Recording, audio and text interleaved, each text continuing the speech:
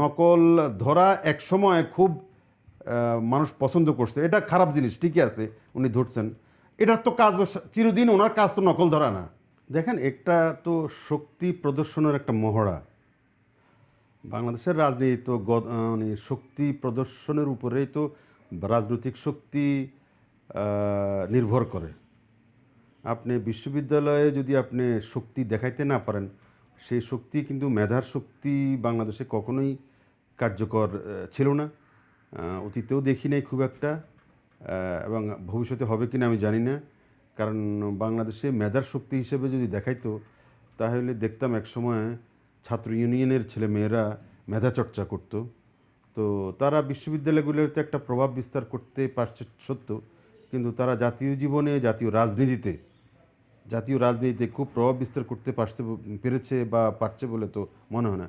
ঠিক তেমনি জাতীয় রাজনীতিতে প্রভাব বিস্তার করার জন্য আপনার বিশ্ববিদ্যালয়গুলোকে এক ধরনের আপনার আপনার শক্তিমত্তা প্রদর্শনের একটা মল্লযুদ্ধের রিং হিসাবে দেখা হয়। ঠিক আছে, এখানে যে শক্তি প্রদর্শন করতে পারে, এখানে যে সেই ছাত্র রাজনীতিতে প্রতিষ্ঠিত হয়, এবং পরবর্তীতে জাতীয় রাজনীতিতে তার শনয় শনয় উন্নতি হওয়ার একটা স্কোপ, সুযোগ এবং ফিল্ড তৈরি হয়। এখন আপনি অতীতে লক্ষ্য করে থাকবেন, ছাত্রলীগ এই শক্তি প্রদর্শন করেছে, আর করেছে বলে তাদেরকে আজকে আপনারা স্মরণে রাখছেন। তাদের একটা শক্তি হিসেবে তারা প্রতিষ্ঠিত হয়েছে। তারা বিভিন্ন বিশ্ববিদ্যালয়ে তারা যেভাবে প্রভাব বিস্তার করেছে, তারা যেভাবে আপনার শক্তি প্রদর্শন করেছে, তারা যেভাবে আপনার মাসলগিরি করেছে, তারা যেভাবে আপনার সাধারণ ছাত্রছাত্রীদের উপরে অত্যাচার, নিপীড়ন, নির্যাতন চালিয়ে নিজেদের শক্তিমত্তারা জানান দিয়েছে, এটাকে শক্তিমত্তা হিসেবে ধরা হয়েছে অতীতে।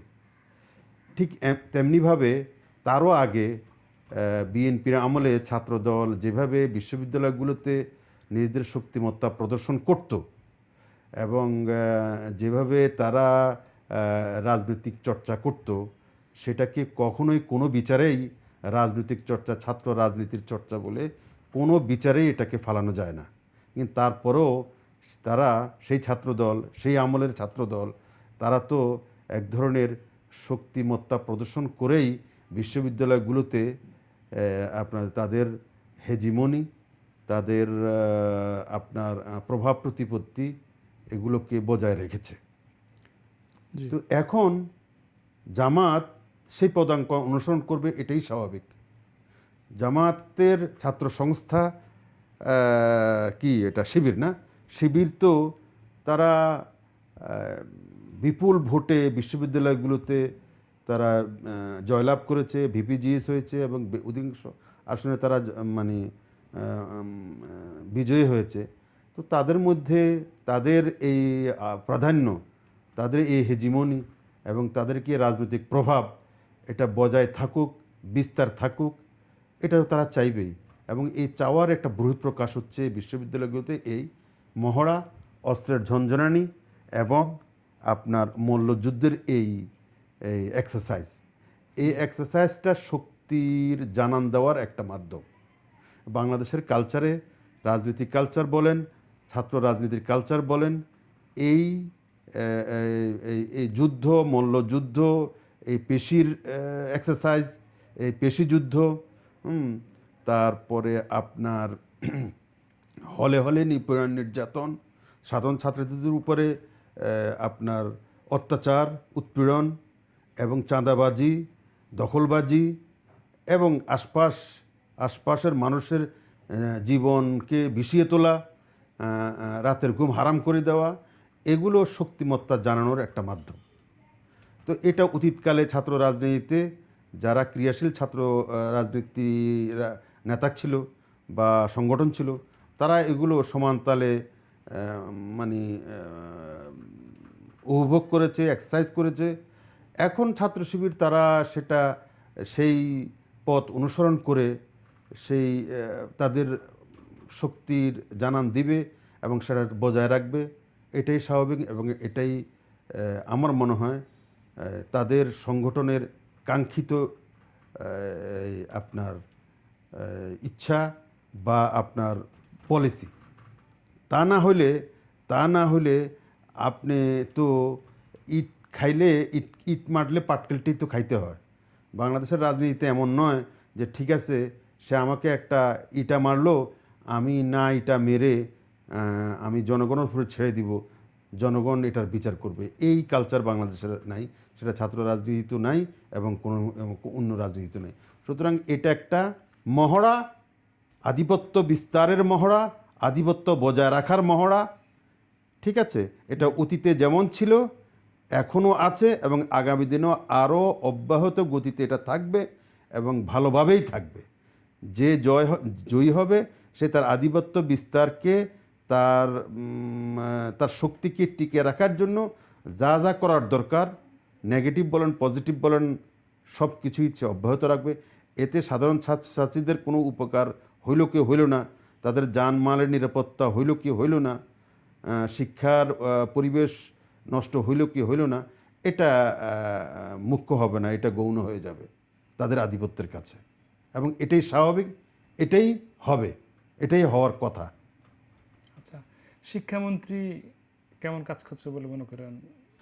দেখেন, শিক্ষামন্ত্রী নয়, কোনো মন্ত্রী আহামরি কোনো কাজ করছে না। কোনো মন্ত্রী, এই কোনো মন্ত্রণালয় থেকে শুরু করে কোনো মন্ত্রী জনগণের আশা আকাঙ্ক্ষা প্রতিফলন ঘটাতে পারছেন না।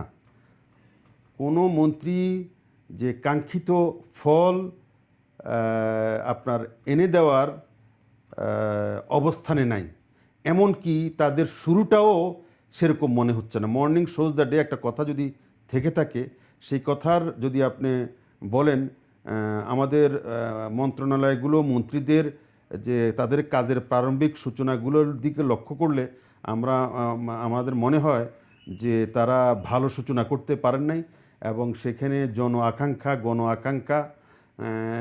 আকাঙ্ক্ষার প্রতিফলনের এখনও কোনো ধরনের লক্ষণ দেখা যাচ্ছে না।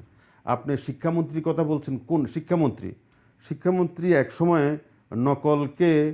নকল ধরে এক ধরনের আপনার বাজিমাত করেছেন, একজনের মানুষের মনোযোগ আকর্ষণ করেছেন, একটা রীতিমতো হইচই বাজাই দিয়েছেন।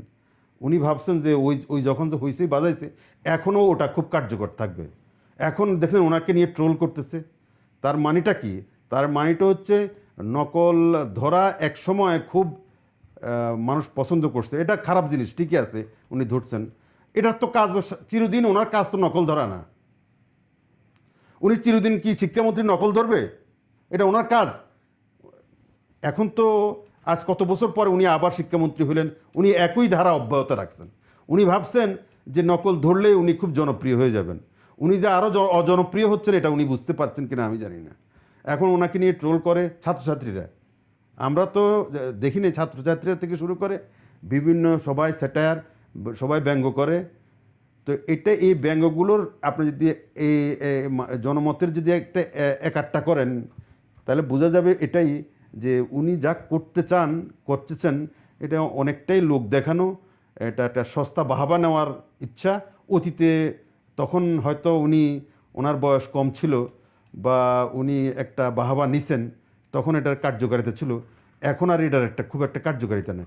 এখন মানুষ ভাবতেছে এর চাইতে আরও জটিল, আরও গুরুত্বপূর্ণ মানে বিষয় শিক্ষা সম্পর্কিত শিক্ষামন্ত্রী নেওয়া উচিত, সেগুলো নিচ্ছে না। সেগুলো না নিয়ে উনি তৃতীয় চতুর্থ পঞ্চম সারির অগুরুত্বপূর্ণ বিষয় নিয়ে উনি খুব মাথা কামাচ্ছেন। হ্যাঁ, নকল তো ধরতেই হবে। নকল ধরার উনি দেখাই দিচ্ছেন পথ, বলে দিবেন নকল ধরার লোক থাকবে, তারাই নকল ধরবে। উনি এই আপনার মানে হেলিকপ্টার উড়াইয়া, আপনার গাড়ি দৌড়াইয়া, তেল খরচ করে যাইয়া নকল ধরে এখন 15-20 বছর বা 20 বছর আগের সেই বাহাবা নেওয়ার, একই বাহাবা আবার নেওয়ার কোনো কার্যকারিতা আছে বলে আমি অন্তত মনে করি না। এইগুলো একটা। দ্বিতীয় জিনিস হচ্ছে শিক্ষাক্ষেত্রে যে নৈরাজ্য চলছে, শিক্ষার মান যে দিন দিন আপনার তলানিতে গিয়ে ঠেকছে। আপনার শিক্ষা এই যে এবার আমি পত্রিকাতে দেখলাম প্রায় সারা বাংলাদেশে প্রচুর সংখ্যক, আমার এই মুহূর্তে পরিসংখ্যানটা মনে নাই, তবে উল্লেখযোগ্য সংখ্যক, রীতিমতো আটকে যাওয়ার মতো অবস্থা, উল্লেখযোগ্য সংখ্যক ছাত্রছাত্রী এবার পরীক্ষা দেয় নাই। উল্লেখযোগ্য সংখ্যক, এটা রীতিমতো মানে পিলে চমকানোর মতো পরিসংখ্যান। ছাত্রছাত্রীরা পরীক্ষার হলে যায় নাই, পরীক্ষা দেয় নাই, পরীক্ষাতে বসে নাই। জি। এটার খোঁজ উনি রাখছেন? কেন দেয় নাই? কেন এই ছাত্রছাত্রীরা পরীক্ষা দিতে আসলো না? কেন এই ছাত্রছাত্রীদের পরীক্ষা থেকে বিরত থাকলো? কেন এরা পরীক্ষাতে বসলো না? জীবনের এই পর্যায়ে যখন এসএসসি এইচএসসি খুব গুরুত্বপূর্ণ অধ্যায় একটা ছেলের বা একটা মেয়ের জীবনে, জি। এই পর্যায়ে আসি তারা কেন এই আগ্রহ হারিয়ে ফেললো? তাদের কি হতাশা থেকে, নাকি দারিদ্রতা থেকে, নাকি সামাজিক কোনো অবক্ষয় থেকে, কোন কারণে এই লক্ষ লক্ষ ছেলে মেয়ে পরীক্ষা দিতে বসলো না? এটা নিয়ে শিক্ষামন্ত্রীর কোনো মাথা ব্যথা নাই। শিক্ষামন্ত্রীর মাথা ব্যথা 20 বছর আগে নকল ধরে উনি বাহবা পাইছেন, সেই বাহবা অব্যাহত রাখতে হবে, এটার জন্য উনি মাথা ব্যথা। আচ্ছা। ঠিক আছে, এটা আমাদের এটা এটা এক ধরনের সস্তা বাহবা পাইতে পারেন আপনি, কিন্তু চূড়ান্ত বিচারে শিক্ষার কোনো উন্নতি হবে বলে আমি অন্তত মনে করি না। কারণ শিক্ষার উন্নতি করার জন্য আপনার পলিসি লাগবে। আপনি এখন পর্যন্ত গত যে সরকার, গত অন্তর্বর্তী সরকার যেমন শিক্ষাকে একটা শিক্ষা পলিসি, শিক্ষা নীতি প্রণয়ন করে জাতিকে সেই দিকে ধাবিত করার প্রয়োজনীয়তাটা অনুভব করে নাই, বা সেদিকে সেই সেই প্লেসে নিয়ে যেতে পারে নাই। জি। ঠিক তেমনি বর্তমান সরকারও ক্ষমতায় এসে শিক্ষা একটা নীতি, আমাদের শিক্ষানীতিটা কেমন হবে? আমাদের শিক্ষানীতিটা কি কোয়ালিটেটিভ হবে না কোয়ান্টিটেটিভ হবে? জি। আমাদের শিক্ষানীতি কি বেকার তৈরির কারখানা হবে নাকি লোক দেখানো হবে? যে আমাদের কত পার্সেন্ট লোক শিক্ষিত হয়েছে, কত পার্সেন্ট লোক আপনার ম্যাট্রিক পাস করেছে, কত পার্সেন্ট লোক এসএসসি পাস করেছে, কত পার্সেন্ট লোক আপনার স্বাক্ষর জ্ঞান দিতে পারে, কত পার্সেন্ট লোক উচ্চশিক্ষা অর্জন করছে, এই পার্সেন্টেজ অর্জন করা, নাকি শিক্ষিত হয়ে কত পার্সেন্ট লোক এই শিক্ষাকে কাজে লাগিয়ে জীবন এবং জীবিকা অন্বেষণে কাজে লাগছে? জি। এই যে বিষয়গুলো অমীমাংসিত রয়ে গেল দীর্ঘদিন থেকে, যুগ যুগ ধরে, আমাদের কোনো একটা শিক্ষানীতি নেই।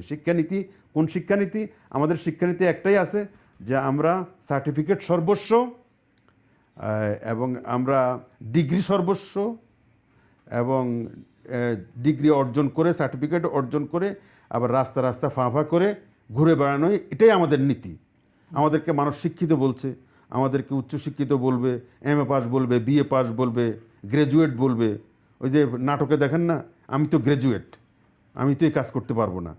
এই জাতীয় শিক্ষা নাকি কোয়ালিটেটিভ শিক্ষা, নাকি আপনার ওয়ার্ক বেসড শিক্ষা, জব বেসড শিক্ষা, কোন শিক্ষা? আমাদের শিক্ষাতে নৈতিকতা নাই, এটা নিয়ে কিন্তু শিক্ষা ব্যবস্থার কোনো মাথা ব্যথা নাই, শিক্ষামন্ত্রীর মাথা ব্যথা নেই। আমাদের শিক্ষাটা শুধু সার্টিফিকেট সর্বস্ব রয়ে গেল এখন পর্যন্ত, এটা নিয়ে মাথা ব্যথা নাই। মাথা ব্যথা আপনার নকল করে পাস করাটা ভালো নয়, এটা কেউ এটার সাথে একমত হবে না। এটা নিয়ে আর এত মাতামাতি করার কিছু নেই। এটার কয়েকটা গুরুত্বপূর্ণ কাজের মধ্যে এটাও একটা কাজ, কিন্তু এটার মতো আরও অনেক গুরুত্বপূর্ণ কাজ রয়ে গেছে, যেগুলো শিক্ষামন্ত্রী সেদিকে মনোযোগ দিচ্ছে না।